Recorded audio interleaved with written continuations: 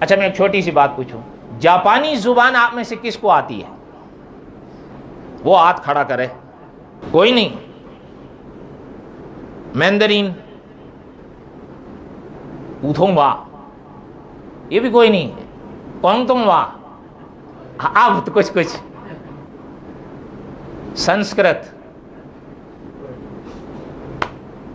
پشتو، دو چار نکل آئے ہیں. اچھا اب میں آپ سے کہتا ہوں، جو آپ جاپانی نہیں جانتے، آپ لگا کے بیٹھ جاؤ جاپانی تقریر سنوں گا، کیا پلے پڑے گا؟ کیا پلے پڑے گا؟ اگر کوئی شخص ایسا ہے کہ وہ ملی جلی تقریر کر رہا ہے، تھوڑی اردو، تھوڑی انگریزی، تھوڑی جاپانی، اردو سمجھ جاؤ گے، انگلش جانتے ہو سمجھ جاؤ گے، جاپانی سے پھر مائنس ہو جاؤ. مناظرے کی اپنی ایک زبان ہے. اگر آپ مناظرے کی اصطلاحات جانتے ہی نہیں ہیں، آپ مناظرے کو سمجھیں گے کیسے؟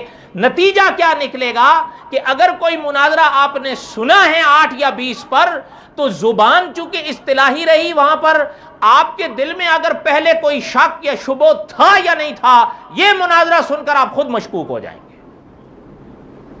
آپ کے دل میں خود سوالات شک بن کر اٹھیں گے، اور شک سوالات بن کر اٹھیں گے. اور یاد رکھیے گا، بقول مفتی حبیب الرحمان صاحب خیر آبادی کے، غیر عالم ان سوالوں کے جواب نہیں دے سکتا. سمجھ رہے ہیں بات یا نہیں سمجھ رہے ہیں؟ اس لیے مت سنا کرو، نیٹ پر مناظرے مت سنا کرو.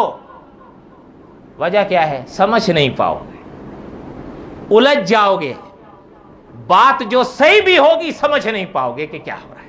ہو سکتا ہے غلط بات سے اثر لے بیٹھو.